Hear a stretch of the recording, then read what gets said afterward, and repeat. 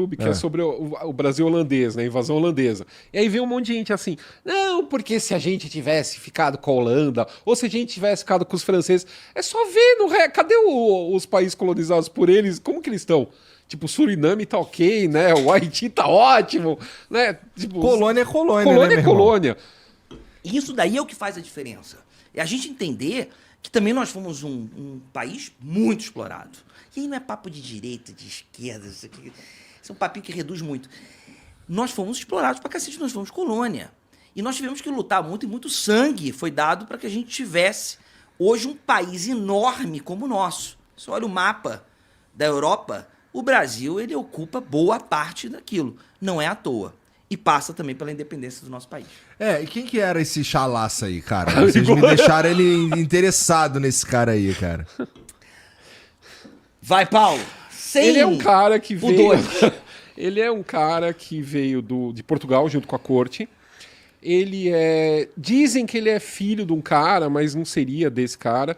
Mas de qualquer jeito ele tá dentro da corte. O pai dele, adotivo ou não, era só o ourives do Dom Pedro II, do Dom João VI. É ele que vai fazer a coroa. A coroa que está em Portugal, no museu lá do Palácio Nacional da Ajuda, a coroa que o Dom João manda fazer, é feito no Rio de Janeiro pelo pai do Chalaça. Tá. E o Chalaça tinha convívio, né? Na verdade, o Chalaça parece ser um filho bastardo de um nobre português, e aí que ficou sendo criado por essa outra família. E aí ele tinha uma boa educação e vai ser meio que a eminência, não pode falar, a eminência parda, né? O cara por detrás do Dom Pedro e muitas coisas. Tanto que quando eu fiz a biografia do Dom Pedro, tinha hora que a letra dos dois se confunde. Se você não ficar esperto, você acha que é o Dom Pedro que está escrevendo, mas é o Chalaça. Mas como eles Ele ficaram tá tão todo- amigos? Convivência, eles aprontam muito, adolescente, né? Amizade e adolescência, eles roubam os ferros de ferrar cavalo na fazenda de Santa Cruz, no bairro de Santa Cruz, lá no Rio de Janeiro, e saem ferrando tudo quanto é cavalo e vendendo como se fosse do Dom João VI. Cara, isso daí é muito doido. Porque essa parada... Filha da puta, não, essa parada é muito doida, porque quando alguém fala assim, porra, ele... porque essa história É moleque, sabe assim? mais ou menos, Paulo. Não vá com esse negócio de moleque, não, porque o garoto hoje de 15, porra, ele entende isso. E o Dom Pedro, cara, o que acontece é o seguinte, dinheiro. velho. Ele pegava, muito. Ele pegava cavalo pangaré. E ele junto do Chalaça, mula. E eles ferravam aquele cavalo como se fosse imperial. É real, que é do Dom João VI.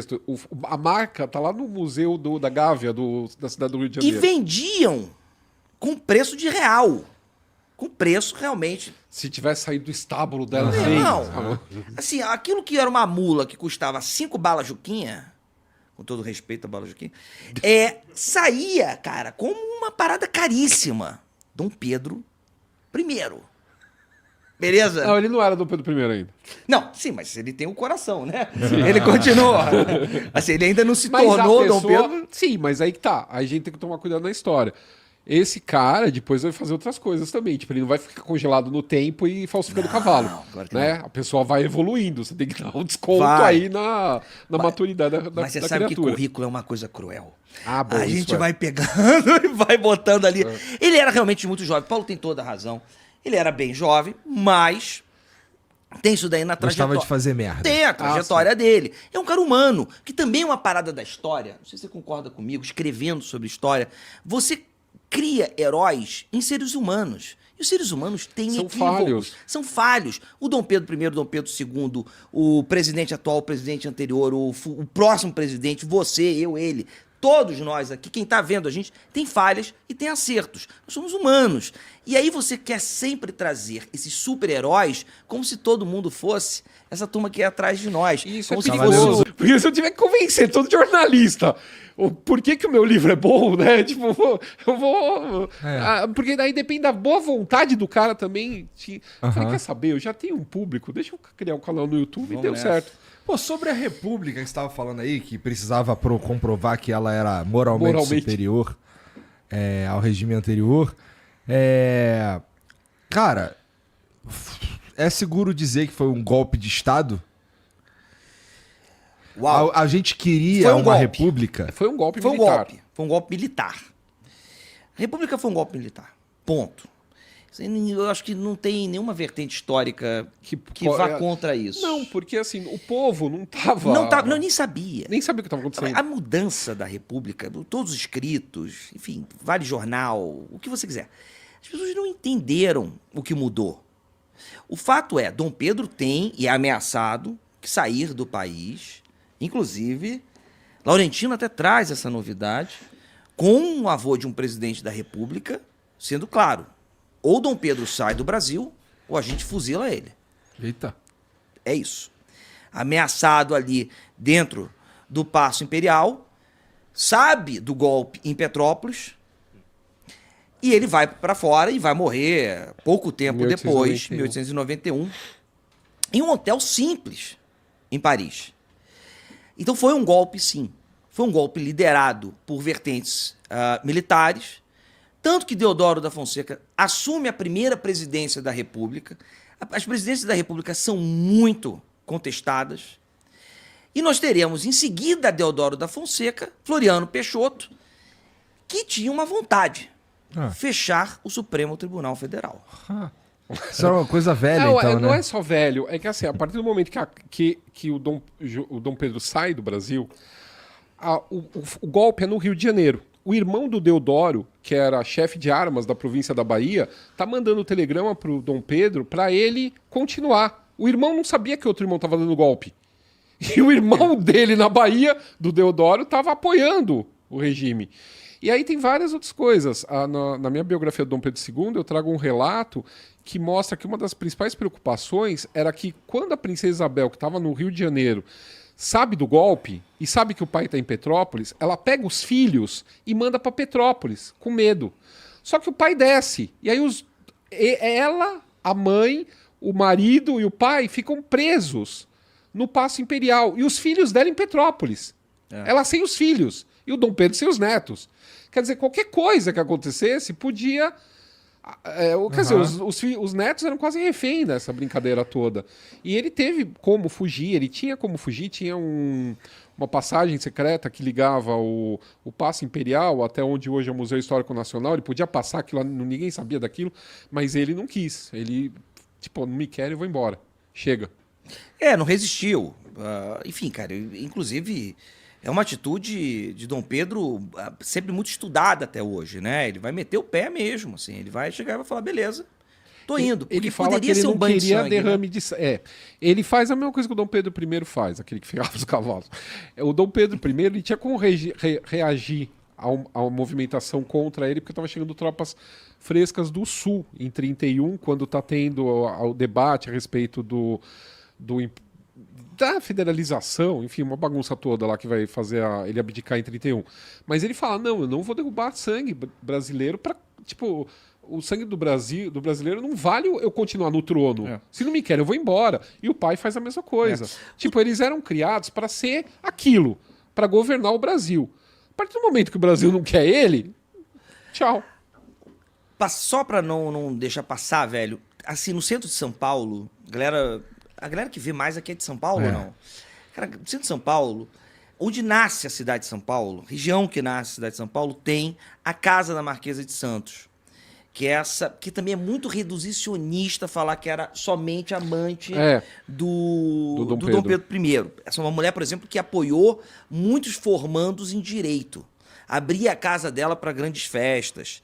Paulo fez uma curadoria. Alves. Cara, eu tô conhecendo esse maluco hoje. É porque eu sigo o cara e acho ele foda e, enfim, acho que é um pesquisador. O cara gasta o tempo dele e a gente tem que reverenciar as pessoas que vieram antes da gente, lutando, abrindo portas. Chamou de velho, Paulão. Não é? Tô percebendo. Não, mas... Tô zoando, pô. Por isso que eu tô pedindo a benção. A parada é, cara, a casa tá lá. Saca? Dá pra tu entrar na casa, fica do lado... do pátio do colégio. Do pátio do colégio. Então, assim, é muito fácil de chegar. Tem, inclusive, a história dos vizinhos. Tem várias histórias iradíssimas naquela região. E a Marquesa de Santos é uma mulher que é enterrada no Cemitério da Consolação. E, durante muito tempo, ficou esquecida. Então, é um trabalho do maluco também, assim, de... pedra por pedra para poder ressuscitar os signos do Império que foram apagados, e propositalmente apagados pela República. Igão, imagina uma parada, velho. Simples. Tu sai de apresentador, tu é dono disso aqui tudo, né? Tu é o Silvio Santos da internet. Parabéns, legal. Tu saiu daqui, entrou um outro apresentador no teu lugar, eu não sei se esse maluco não vai querer apagar o teu histórico. Então, se a gente que tá aqui com a possibilidade de falar com milhares, com centenas de milhares de seguidores, não nos importarmos em darmos nome e sobrenome, e às vezes a gente esquece, é um fato, mas é uma procura contínua, caralho, a gente perde a oportunidade de levar uma turma para entender mais sobre a perseguição em Jundiaí, uma cidadezinha perto de São Paulo e que, poxa, a gente tem que entender melhor. E sobre esse lance aí que tá falando da Inquisição, eu tava falando da República, na verdade, né? Tá chato. O papo tá legal? Eu tô dando pra você, tô querendo entender isso. Eu tô tranquilo, cara. Então, beleza. Tá tudo bem. Esse lance da República, eu pergunto se a gente chegou atrasado nessa parada, porque eu queria saber se vocês conseguem me dizer quais foram as motivações alegadas, não as alegadas, mas as reais motivações para que a gente tomasse esse passo. Teve influência externa? Foi uma parada assim, foi só por poder mesmo que os caras fizeram? O que vocês acham? Era um bando de gente descontente. A começar pelos escravagistas, que tinham acabado de perder os seus escravos. Uhum. Boa parte se conformou, mas uma boa parte da elite escravagista não, porque eles entendiam que o governo não podia ter expropriado a propriedade deles sem indenização. Uhum. Então muitos deles vão para essa questão da República embalados na esperança que a República os indenize. O Rui Barbosa, uma das primeiras ações dele vai ser queimar as entradas e saídas de escravizados, o censo dos escravizados, justamente para não fazer isso. Então, quer dizer, eles nunca tiveram intenção de indenizar ninguém. Uhum. Aí a gente tinha vários problemas. A gente ainda tinha a igreja, tudo junto. Quer dizer, a Revolução Francesa separa a igreja do Estado. Então você pode casar, se divorciar. Todo o registro é feito pelo Estado e não pela igreja. Aqui não, ainda continuava tudo sendo feito pela igreja. Então tem a separação aí com... Mas assim, em termos gerais, o início a gente perde muita coisa. Porque como não havia um apoio popular para essa república que está sendo implantada, começa uma censura que não existia na época do Dom Pedro II. Então a vida da galera piorou. De uma galera pensante, mais elite, pensante, sim. Né? E dos negros também, recém-libertos, eles não tinham. Né? A República ela não vem com uma proposta do que fazer com esses ex-escravizados. E isso continua, a gente vê os resultados até hoje em dia. A República não faz nada. Nada. Uma república é uma elite que toma o poder. Nada aos escravizados. As pessoas ganham a sua liberdade tardiamente, e não se tem nenhum tipo de trabalho para poder inserir aonde quer que seja. Então quando você atravessa as ruas mais diversas desse país, agora, é fruto de muito tempo de falta de organização desde aquele momento. Desde aquele momento. Não tenho a menor dúvida disso, Paulo. E anterior também, porque você tem uma ideia de... Só traçando desculpa de interromper, eu só estou traçando um momento de ruptura, que é pra gente também entender que quando a República... Muita gente falando, a República foi maravilhosa. Pô, gente, peraí. Os escravizados estavam na rua, não tinham para onde ir. Muitos chegavam para os seus senhores, desesperados, e falavam, pelo amor de Deus, deixa eu voltar. Deixa eu voltar, porque não tem para onde eu ficar. Não tem canto para eu dormir. Você, pelo menos, me dá aqui alguma coisa. Ainda mais naquele final da escravidão. A República não fez nada. Mas não é a República a partir de Deodoro da Fonseca. A República, durante muitos e muitos e muitos anos, não fez absolutamente nada para salvar ou para inserir o povo negro dentro dos mais diferentes lugares. Não é porque acabou a escravidão que acabou o racismo, né? Não, e pode ser como a gente vê hoje. Quantas pessoas às vezes saem no noticiário, estão falando que está baixo, quantas pessoas saem no noticiário de trabalho escravo? Em Minas mesmo, recentemente, teve o caso de uma senhora que foi casada, ela nem sabia que estava casada com o tio da patroa, que era um militar, para ela receber o soldo de viúva dele, que o cara era ex-combatente da FEB, ele recebeu uma baita grana, o cara morre, pega um dinheiro que, sabe, e coloca a mulher nunca recebeu nada, desde que ela trabalhava para aquela família. Então, quer dizer, você tem uma cultura da escravidão até hoje. Basta ver o tamanho do quarto de empregada. Quero usar isso aqui como uma estratégia para você entrar para dentro do sertão. E na época que o Dom Pedro veio para cá, em 1822, o paulista andava de burca. A mulher paulista tinha burca. Tinha toda ainda uma cultura oriental da Península Ibérica, da invasão, né, da União Ibérica e tal, que ainda permanecia. A gente tinha muxarabia aqui na cidade. A mulher não podia sair na rua. Sabe, tinha uma coisa meio árabe aqui em São Paulo, que você vê até na casa da Marquesa de Santos. Tem o pátio interno, aquela coisa mais fechada para a mulher ficar. As casas eram para dentro, elas não eram abertas para fora. Para fora tinha um muxarabim, que era uma treliça que impedia de ser visto, mas você via, né? Entendi. E então São Paulo até virar gente, né? Até vai ter muita influência externa, muitos imigrantes principalmente, e isso daí vai abrindo. Só que vai se perdendo nessa vinda, não só dos estrangeiros para cá, mas depois da imigração nordestina para cá, você vai se perdendo muito da história de São Paulo nessa onda. E imigrantes que também vão se prostituir, porque o Bom Retiro vai ser um grande espaço de prostituição. Como Santa Efigênia, você tem as Bom polacas... Retiro também teve bastante chegada do povo judeu, não teve? Sim, Sim. É exatamente... É uma das primeiras sinagogas de São Paulo, é lá. Tem o Museu Judaico. Sim, desculpa. agora mudou. Não, desculpa. Não, era isso, porque isso daí vai trazer as polacas para cá. São mulheres que vêm do leste europeu para algumas vertentes históricas traficadas, que é a vertente histórica que eu sigo, mas outras vertentes vão dizer que elas eram conscientes do que estavam realizando.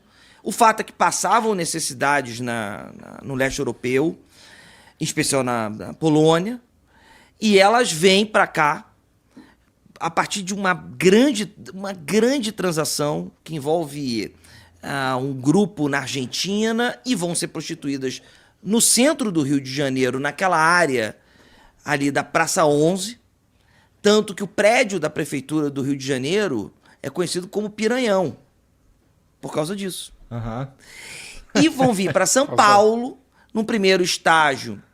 Caralho, é uma putaria o Rio de Janeiro mesmo. Em Santa... Mas não só o Rio, Não é só o Rio. Não provoca a língua. Santa Efigênia. E também vai no Bom Retiro. Que, inclusive, Paulo estava aqui acendendo essa luz, né, do Bom Retiro com a prostituição. Eles criam um gueto no Bom Retiro, que era onde os homens de São Paulo iam fazer a festa com as prostitutas, Entendi. com as polacas. E aí tem uma época de moralização, na década de 50 e 60, aonde acaba-se com a área da prostituição, do Baixo Meretrício em São Paulo. Tá. Só que o que acontece? Derrubam casas, acabam com as casas, tiram elas de lá, e aí elas se espalham para as ruas. Então, até na década de 80, 90, ainda hoje deve ter, se bem que eles andaram colocando câmeras. A Estação da Luz e o Jardim da Luz era ponto de prostituição, justamente por causa disso, porque implodiu-se essa região onde elas ficavam, elas se espalharam. É que nem a Cracolândia, claro que não é a mesma, mas é meio isso, entendeu? Implode a Cracolândia, eles se espalham e vão tomando outras regiões. E é uma coisa que não acaba nunca. No Rio de Janeiro... Desculpa, você concluiu? Não, No Rio de Janeiro, você vai lembrar de outro espaço icônico. As meninas que trabalhavam naquela região que antes fora ocupado pelas polacas, elas vão sair dali a partir de muita luta, porque também a prostituição ela é vista como uma maneira quase que folclórica, né? É uma luta das mulheres que vivem desse trabalho saírem e formarem a Vila Mimosa, que é um pouco mais à frente. Por que o nome é Vila Mimosa, sabe? Cara, agora não tô lembrando. Mas, cara, é ali a famosa Rua Ceará. Rua Ceará. Eu estudei no Cefet, né? E o Cefet é quase em frente ali. Puta, eu acho que eu sabia, Vila Mimosa. Vai, e aí, vocês estão no Então, Cefet? aí eu lembro que em 2002, quando eu passei do 2º pro 3º ano, eu tinha 17 anos. E a galera que tinha se formado, que tinha passado de ano comigo também, a gente, jovem, 17 anos, vamos beber. Aí começamos a procurar uns barzinhos pra beber, uma parada, aí tinha o Foda-se, que era Foda-se porque... Essa história que me contaram, quando eu cheguei já era Foda-se. Ah, vamos beber aonde? Ah, vamos ali mesmo e foda-se. Vamos ali mesmo e foda-se. Aí o nome do bar virou Foda-se. E aí todo mundo sabia onde era o Foda-se. É um belo nome. Mas aí os bares foram fechando. Porque tava ficando tarde, não sei o que e tal. Eu sei que a última cerveja da noite que a gente tomou foi lá na Vila Mimosa. Jogando sinuca. Não tava jogando sinuca, a gente tava sentado na rua. Temáticos, né? Você tem a abolição da escravidão e você tem a chegada da República, meu irmão. A gente precisa de gente trabalhando, porque não tem mais pessoas escravizadas. E eles não apostavam nos escravizados, porque tinha uma coisa chamada o racismo científico, que acreditava que os negros eles não eram tão capazes quanto os brancos. Então precisava trazer mão de obra branca. Era essa a ideia da... Meu Deus. E aí é o seguinte, junto disso, os japoneses vão trazer uma cultura que é diferente desse pastel, vão trazer esse pastel, e quando os chineses chegam aqui, para uma linguagem mais próxima, eles acabam investindo também em pastelaria. E assim vai ser crescendo a ideia de pastelarias. Eu fiz um vídeo sobre isso. Porque eu adoro pastel também de feira. O pastel de feira ele é fundamental, ele não nasce, obviamente, na no feira. Brasil, né? Na feira. Mas são os chineses que vão desenvolver isso. E a linguagem, a troca, muito preconceito com os chineses, muito preconceito com os japoneses. São dois povos que vivem realmente uma xenofobia enorme no Brasil. Em alguns casos até hoje vivem, né? Acho que hoje menos, né? Mas viveram muito, em especial da Segunda Guerra Mundial, viveram muito. Então são também defesas desses povos, da China menos na Segunda Guerra Mundial, mas depois a China vai sofrer. E eles vão utilizar as pastelarias como um método de sobrevivência. E aí tem um monte de pastelaria de chinês com aqueles ladrilhinhos branco e alguns vermelho, amarelo, assim bem no Você meio. prefere Não, e tem pastel umas muito de queijo ou de tradicionais. carne? Eu prefiro pastel de queijo porque eu não sei que carne é aquela, irmão. Ah, mas e aí? um Mas e a aventura? E o gosto pela aventura? Não, eu sou mais... Vocês também preferem queijo? Só carne. Na aventura, né? Não, uma vez, cara, a gente tava indo pro... Eu e os E aí amigos... tem também, desculpa, tem também a carne com cheddar, aquele cheddar carne de radioativo. Não, né? aí pra mim é too much, cara. Aí a parada é a seguinte, eu sou um tradicionalista nesse caso. Porra, você pega o seguinte, ô Paulo, próxima vez que você estiver no Rio, Igor também fica convidado, cara, levar vocês numas pastelarias que são, assim, maravilhosas, cara. Tem uma na Meu irmão. Tijuca que me levaram uma Puta, vez. é maravilhoso, E cara. depois descobriram que tinha pelo de rato. Né? Não, não, mas eu vou te levar numa boa. Ah, uma vez Uma vez. a gente tava... Era um sábado e eu tava com os amigos, inclusive o irmão dele. A gente jogava Magic. É um jogo de carta. Ah, sim. Eu mestrava. Eu tenho o meu Grimório até hoje. É mesmo? Mas como é que era você podia... Como é que era teu deck? Podia... Nessa época, cara, eu tô falando de 2001, 2002, eu tinha um baralho de... Eu gostava muito de um baralho de Goblin, eu sempre gostei de beatdown. Pegava, jogar bicho pra cacete e inundar o cara e meter ele a porrada de uma vez. Mas eu não era um exímio jogador de Magic, não. Meu lance era porque, pô, ali eu fiz grandes amizades, entendeu? Eu tô na internet hoje por causa de amizades que eu fiz nessa época, entendeu? E nesse dia a gente tava indo pra lá. Tinha os lugares que a gente jogava, né? Aqui em São Paulo tinha. Então, lá no Rio tinha os dias certos, por exemplo.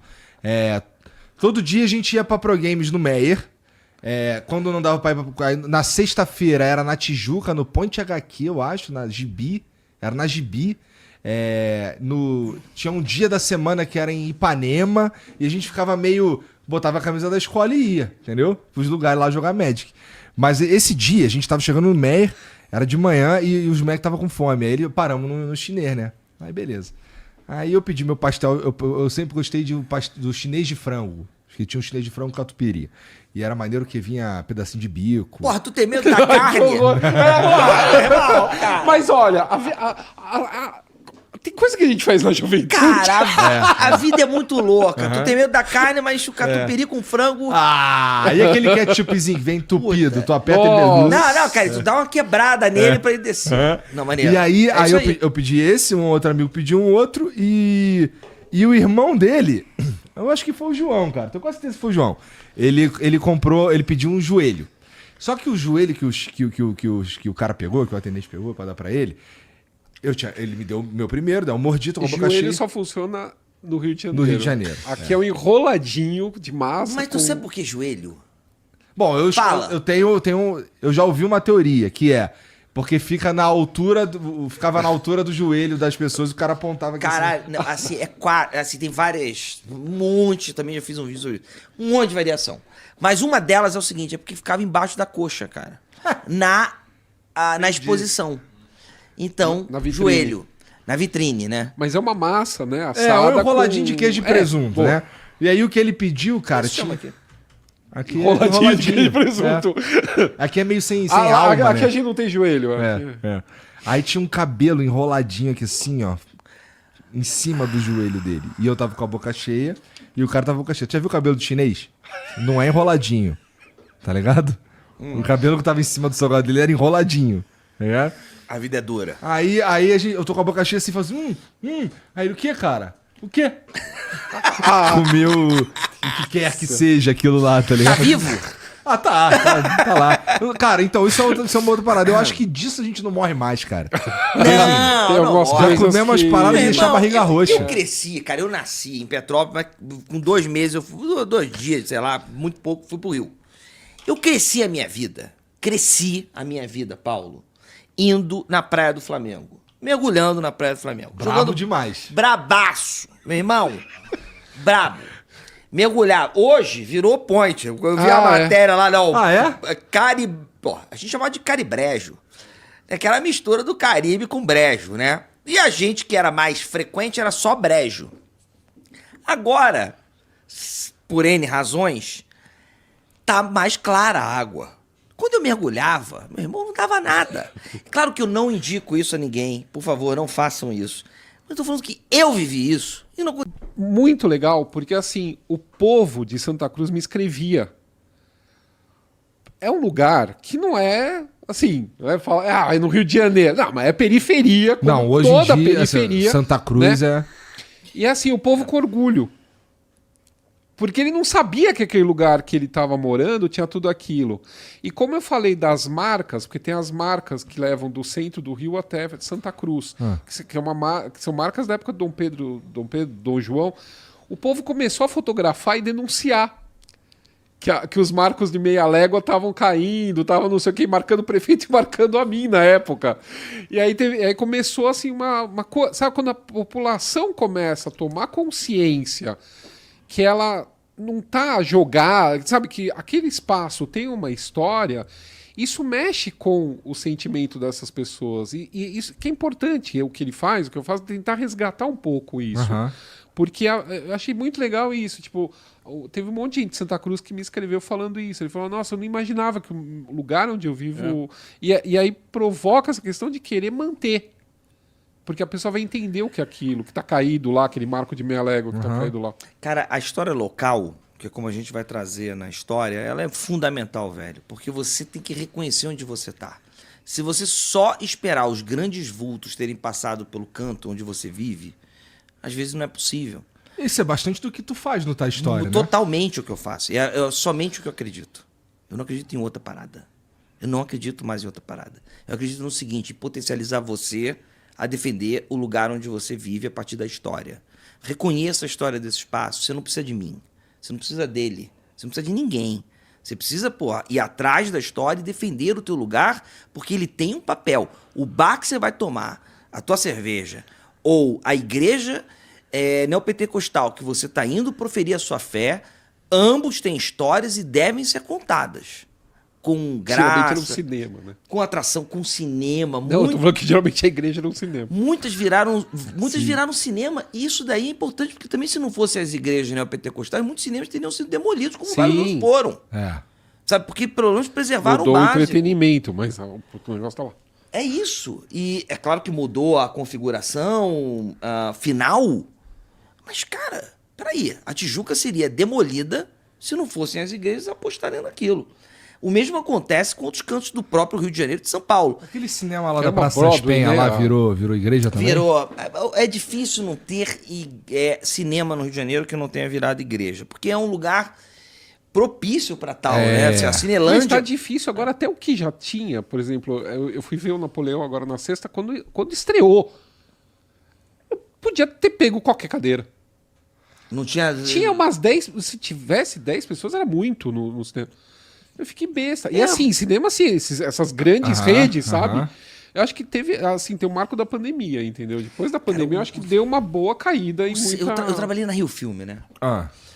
Então, assim, o mapa do cinema eu estudei muito e em algum momento da minha vida eu recebi proposta, para paradas muito grandes dentro do cinema. E recusei, porque minha parada é outra. O cinema nacional, ele precisa ainda mais de estímulo porque a gente deixou de ir ao cinema. O cinema deixou de ser atraente também pelo preço. Tu vai pegar hoje, tu vai em uma rede, custa uma fortuna, cara. Tu leva 2 filhos teus, tua mulher, não sei o quê, os 4 juntos, não tô Comeu falando que uma o homem tá pipoca, pagando. já era. Irmão, é R$200. E aí não tem Napoleão que resista. Não dá, não tem condição. Então, isso também a gente tem que começar a entender que o cinema é uma defesa é uma proteção nacional. Você pega os Estados Unidos, eu vou rapidamente, 10 segundos no American Way of Life, você consegue vender a ideia de cultura americana a partir dos livros, a partir dos filmes. Sem dúvida. E o Brasil também. Só que a gente é muito tímido. Eu Não acho só que a em gente tem defender essa questão isso. do vira-lata, porque a gente olha pra fora e fala, mas aquilo que é legal. Ô, Paulo, mas a gente tem que romper Aquilo isso, que é- cara.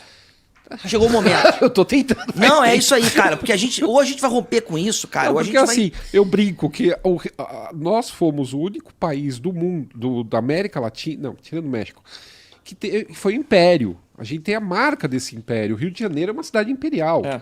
Mais do que Petrópolis. Petrópolis é mais inventada como imperial posterior. Mas eles fazem sucesso com o Castelo da Cinderela. A gente tem palácio aqui que teve 4 gerações de uma dinastia, sabe, que veio fugir, mas enfim. Mas assim, isso tudo vai se perdendo cada vez mais. O restauro aquilo não é restauro, vão reconstruir o Palácio São Cristóvão. Não, aquilo... Destruíram o Palácio... Agora, Destruíram o Museu Nacional. Mas não dá, não vai voltar nada.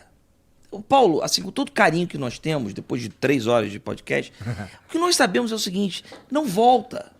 não vai voltar, mas aí é um erro, porque a gente aposta na questão do modernismo. Não, de acordo com o partido XYZ, Convenção de Veneza, bababá, tudo que é destruído tem que ser reconstruído de... É um pintão? É um pinto gigantesco. Mas E dizem que é de um bicho, né? E as pessoas... Ah, é? Bom, I hope so. Que é meio grandão mesmo? Não, é uma parada surreal. Tá. Apesar do Rasputin ter essa fama, Sim. Rasputin foi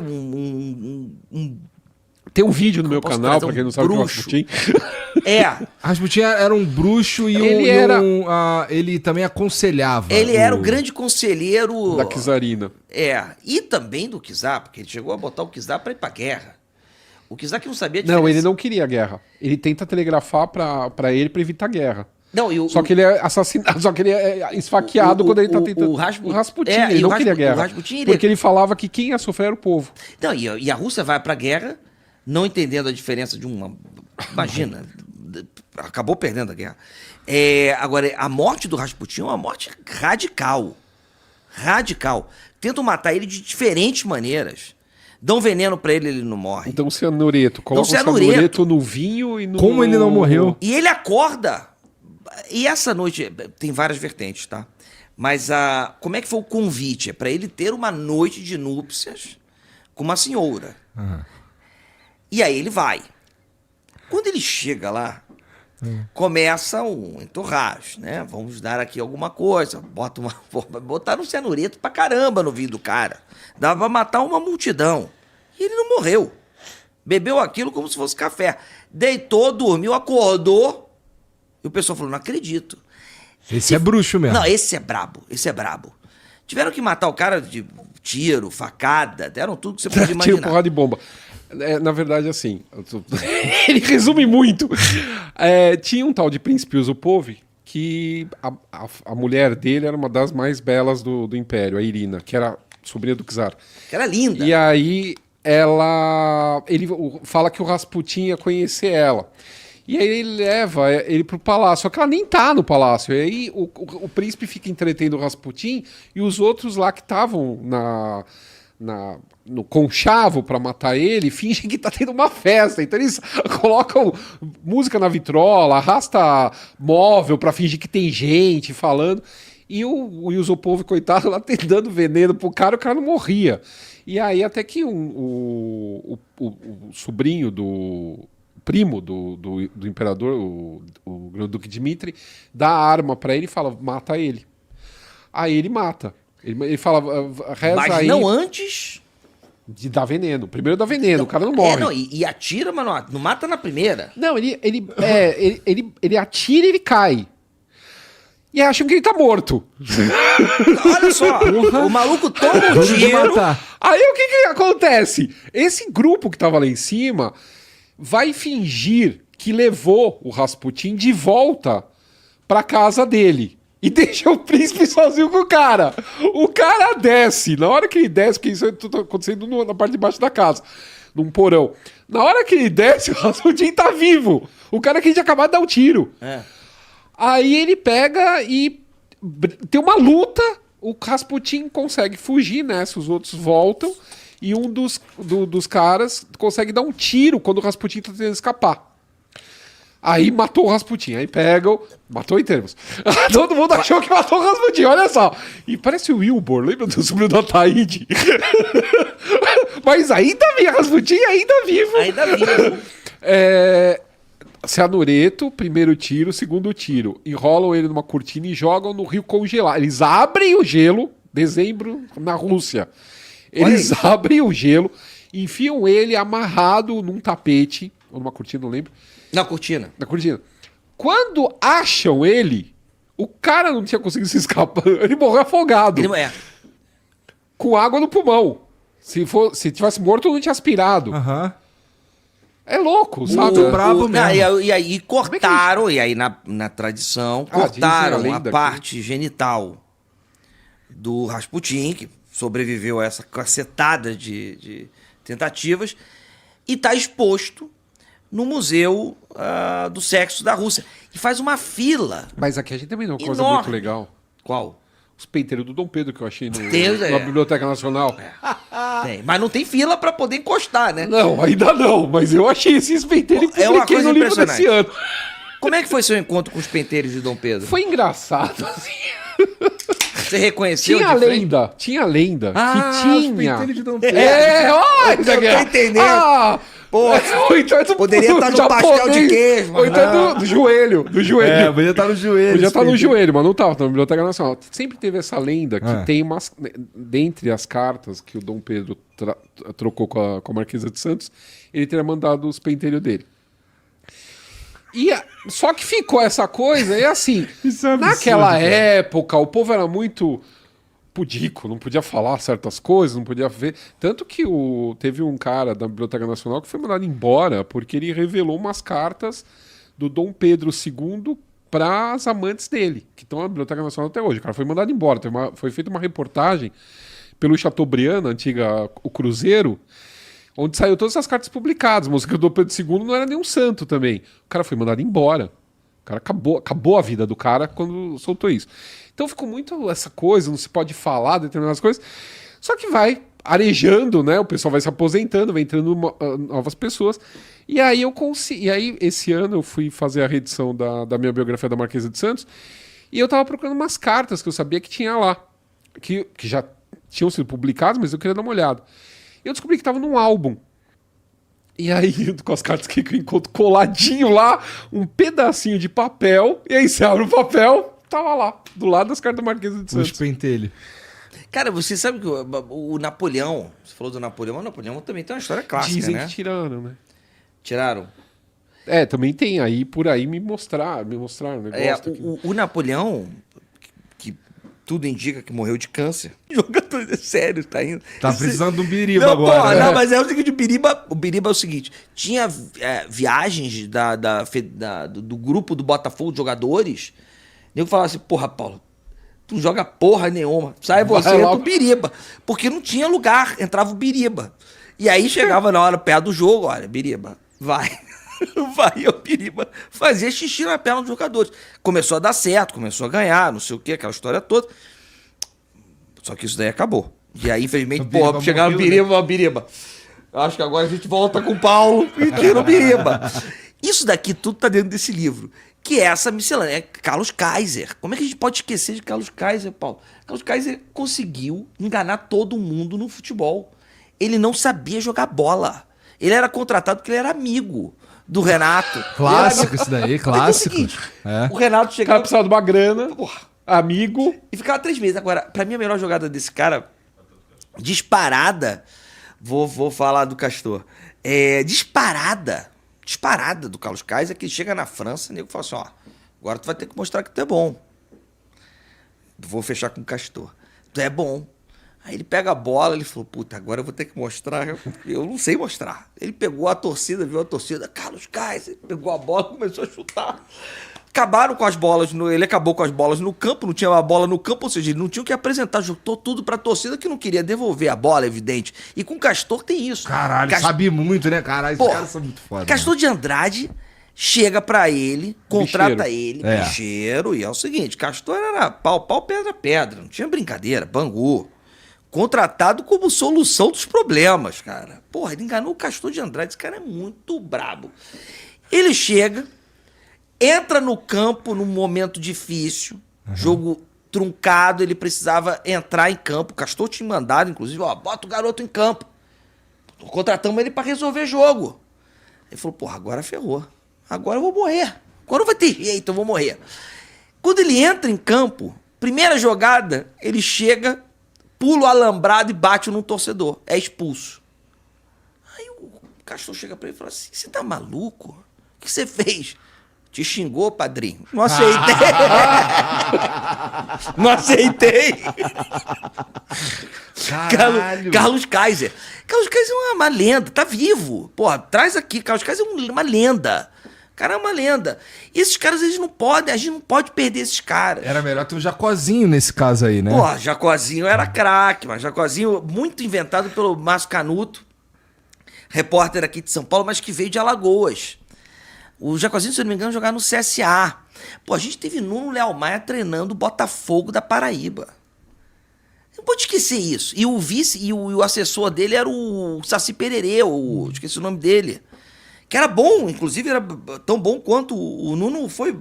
Não sei se foi tão bem, vou lá pro segundo. Isso tudo eu vou trazendo como essa história viva que a gente traduz. O Flamengo, por exemplo, cara, tem o Urubu como uma resistência. Enfim, cara. Tá tudo aqui. Tá tudo aí. Interessante. E assim, cara, você acha que a gente ainda tá fazendo coisas interessantes pro teu bisneto contar no Instagram da época dele daqui a... Nossa. Na época dele, cara? Porque assim, ó... Será que vai ter registro disso? Cara, eu espero que sim, né? Eu acho que eu na verdade, tenho certeza que sim, cara. Hoje a gente registra tudo, assim, mal e porcamente, às vezes sem querer, às vezes fazendo a dancinha do TikTok, mas a gente registra tudo, né? Inclusive, pra você ter uma ideia, eu fui visitar Auschwitz e lá é proibido tirar foto porque a galera ficava fazendo dancinha de TikTok na parada, entendeu? Então, eu acho que sim, acho que registro a gente terá. Agora, de qualidade, já não sei. Mas, Cara, eu vou te dizer o seguinte, vamos trazer você, porque é bom a gente também se entender um pouquinho como parte construtora, né? Há 20 anos, você tinha um programa que você era entrevistado. Um programa que você era entrevistado, que era o Jô Soares. E que ele conseguia mesclar pessoas de diferentes matizes, né? Nossa, eu fui 2 vezes, era uma fauna e flora. deve ser sensacional ter trocado uma ideia com o Jô, cara. Nossa, foi muito legal. E ele era 2 pessoas, assim, ele era bonachão, tal, falava, mas assim, depois ele vinha falar e comentava, tipo, ele lia os livros que eu mandava. Interessante, Sabe, cara. assim, ele vinha comentar depois e tal. E era bem bacana, assim. Maneiro. Você tinha Marília ali, mais focada para grandes entrevistas, não era uma... Raras exceções, né? Cara, você traz para o Brasil uma parada que funcionava nos Estados Unidos e que poucas pessoas faziam aqui, que era podcast. Que era isso aqui. Isso aqui bombou no Brasil, também por causa de você, e também tem que dar crédito ao Monark. Ou seja, isso daí é história. João Pessoa, para trazer uma outra capital. Cara, é porque ali a história se preserva. Bem ou mal, você vai trafegando e vai entendendo as raízes daquele povo. Sim, Né? sim. E isso é daí... que eu tava pensando no abandono do centro. Não, o abandono dos centros, eles não são exclusivos a São Paulo ou Rio de Janeiro, porque também o Rio de Janeiro, se você olhar com lupa, você vai olhar com uma tristeza gigantesca. A gente está olhando sobre a perspectiva do batuque, da cerveja e das belezas. Se você olhar sobre a perspectiva da tristeza, do abandono e do descaso, porra, você vai atravessar o rio com muita tranquilidade, com uma lanterninha para tentar enxergar alguma coisa à noite. Isso daí vale para João Pessoa, isso vale para Florianópolis, isso vale para São Paulo. Agora, os nossos contatos com a história, muitos são feitos a partir também dos centros. Então, abandonar os centros é abandonar a nossa história. Sim, isso é verdade. Mas nós olhamos o centro. Nós encontramos beleza nesse centro, nessa história do centro. O problema é a gente levar isso. Não, aí a gente começa a fazer o seguinte, interessar as pessoas para as pessoas. Paulo, porque mas assim... o duro é o seguinte, tô falando comigo, tá? No meu canal. Uhum. Se eu coloco um vídeo sobre Europa ou qualquer outra coisa fora do Brasil, bomba que é uma beleza. Coloca Brasil. É duro. O meu é o inverso.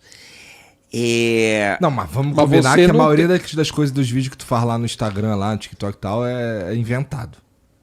Como assim? Tu inventou. Não. A história maioria. da Bala Juquinha, por exemplo. Hipótese A alguma. história do Pingado. Sabe onde é que tá? A história da confeitaria Colombo. É tudo inventado, cara. Não, nada inventado. Isso tudo, sabe onde tá? Primeiro, jornais. Pô, nada inventado. Senão eu destruo. Zoando, cara. Eu destruo a minha carreira. Segundo, as marcas dizem isso. É que as marcas muitas das vezes fazem de maneira chata. De maneira desinteressante. Claro, porque... E o que eu faço é pegar aquele texto e dar um molho nele. Tu vai lá no lugar. Eu vou né? no lugar. Eu vou no canto. Aqui aconteceu. Não foi em outro buraco. Eu não tô aqui imaginando. Eu não tenho nada contra quem tá no calor delicioso de um espaço afetivo como o estúdio. Mas o meu papel... Eu acho que agora você tomou a invertida. Ficou puto que eu falei que ele inventa. Ficou puto. Eu não é? Imagina, eu sou jamais vingativo, mas tenho memória. Sacanagem. Eu tô na rua, porque eu acho que é esse cruzamento. O João do Rio falava uma parada: a praça é o lugar do encontro. E essa rua, ela tá sendo disputada. Ela tá sendo disputada, cara, por uma galera. E a gente precisa estar presente, sabe, Gão? Porque, meu irmão, realmente é melhor você gravar pensando em audiência. Eu sei que é. No Vaticano, falando de 7 papas que não, morreram eu tenho de maneira... que colocar, mas assim, eu sempre Pode até mesclo tirar o meu casaco amado do Serrano. Eu sempre mesclo com o Brasil também. É uma coisa que eu faço. Tem várias coisas de museu. Você vai muito pra rua. Assim, Sim, porque a rua é que tá na história. Ops, você tá fazendo propaganda pro cara. Não, você vai muito bem, porque você tem que lembrar que você foi chamado porque, porra, fiz uma propaganda tua. Assim, uma coisa que eu acho é que a gente tem que estar na rua. É o papel, pelo menos meu. E é o papel que eu incentivo pra você também. A gente chegar na rua e quando a turma tá andando, fala assim, esse prédio daqui é um prédio que eu conheço. Esse prédio daqui... Pô, aconteceu isso nesse prédio? Por exemplo, aqui em São Paulo... Caramba, você não consegue falar sobre a história industrial de São Paulo sem andar pelo centro. Não. Você tem o Martinelli. Você tem... Martinelli... A resistência a muitas brigas contra a escravidão foram feitas no centro de São Paulo. O que é um Martinelli? Martinelli é um prédio que tem na Rua de São Bento, que é o primeiro arranha-céu da cidade de São Paulo. E o tal do Martinelli era um comendador italiano que veio da cidade de Lucca, na Itália. E ele vai criar o Lloyd brasileiro, que é uma rede de navios de transporte comercial.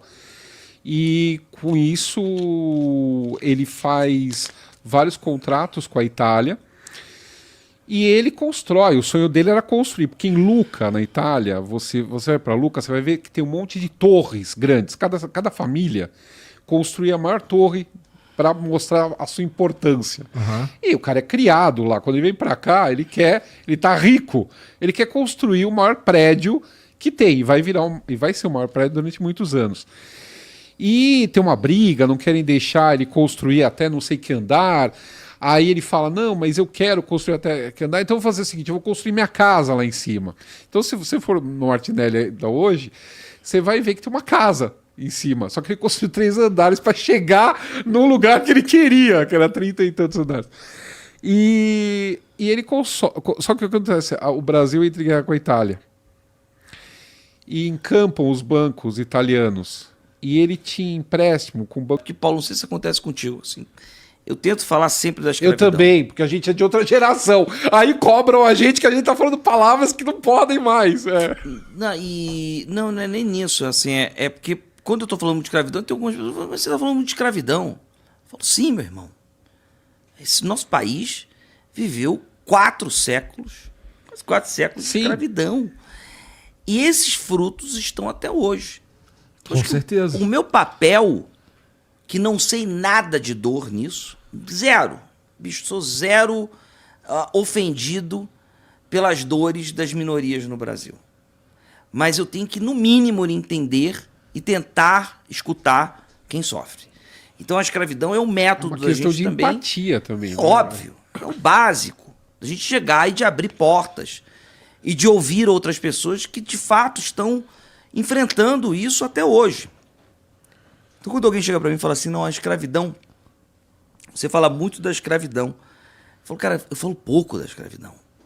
A gente teve um período no nosso país marcado pelo desenvolvimento econômico em cima de pessoas negras chicoteadas em praças públicas. O centro de São Paulo e o centro do Rio de Janeiro são marcados pelos chicotes. Você não pode andar sem entender isso. Estou falando do Rio e de São Paulo. Eu poderia falar de BH também. BH não, né? BH não existia. BH não, mas Vila Rica, Ouro Preto. Ouro Preto. Perdão. Ouro Preto. Diamantina. Nossa, Diamantina, então, os brancos viviam, os próprios negros também libertos, viviam do aluguel dos escravizados para a extração de diamante e ouro naquela região. E assim, a média de vida era 7 anos de quem trabalhava numa mina, pelo menos em Diamantina. Caraca. Tipo assim, 7 anos era E- de e- uso. e uma você pessoa- ia conseguir lucrar durante 7 anos com aquele teu Uma pessoa velha. escravizado. Tem muitos recortes de jornais que uma pessoa velha, escravizada, ela também era negociada, porque era pedinte. Chegava no final do expediente, ela dava o dinheiro pro senhor. Então a gente tem que... Esse país, ele não pode ser encarado como um oba-oba generalizado. Ele tem que ser entendido que nós temos muitas cicatrizes e que essas cicatrizes elas estão expostas e que a gente necessita fazer um meio de campo que seja entendível disso. Por isso que também eu vou para os lugares mais distantes, sabe, Gão? Porque é fácil gravar, e aí eu falo isso sem problema, é fácil gravar na Zona Sul do Rio de Janeiro. É mole. Sabe quantos... O Rio de Janeiro das novelas. assim, do Manuel Carlos, né? E não é um demérito, mas eu não sou a Helena. Não, E mas eu também acho que quanta história você vai conseguir daquele lugar? Você vai esgotar teu programa? Não, cara, tem muitos, porque você tem uma Ipanema que cria um imaginário no século XX que vai permear o mundo Então, mas inteiro, espera né? um pouco. Ipanema Não. tem muito mais Brasil do que isso que eu tô Claro. dizendo. Só que é o seguinte, as pessoas também só vão até o centro. O meu objetivo é entrar no subúrbio. Os meus vídeos iniciais foram naquela zona onde você morava. E que provavelmente você olhava e falava, poxa, será que aqui tem história? Aham. Tem história pra caceta. Pô, então assim, nesse sentido, cara, eu queria tirar 2 dúvidas contigo. Quanto você quiser. Que são as seguintes. Na verdade, dá pra resumir em uma só. Qual é a verdadeira história dos nomes Realengo e Vila... como é? Isabel. Não. Vamos lá, Realengo, vai, eu lembro da outra até. Realengo vai acabar nos levando, vão ter várias vertentes, tá? É verdade que era Real Engenho? Mas é o Real Engenho, ele vai marcar, porque é o seguinte, o Rio de Janeiro ele é trafegado pelos engenhos. E ali é uma área de engenho. A gente enxerga engenho de produção de açúcar, em especial no Nordeste do Brasil. Aham. Até porque Pernambuco e Bahia davam de coça nos outros, eram muitos engenhos. Só que Realengo é engenho novo, engenho da rainha, engenho de dentro. A Tijuca era engenho velho. Você tinha os engenhos. Então é claro que isso popularmente vai ganhar como um engenho e aí vai se tornar realengo, porque é o real engenho. Isso é uma vertente, tá? Tem muitas outras. Agora, realengo se tornou a grande terra, não somente da realeza, mas da realeza do humor. Dali surgiram inúmeros humoristas e é uma terra pouco conhecida e que fica ao lado de outro conglomerado de informações chamado Bangu. Bangu é sinistro mesmo. Já foi a Bangu? Cara, eu fui lá uma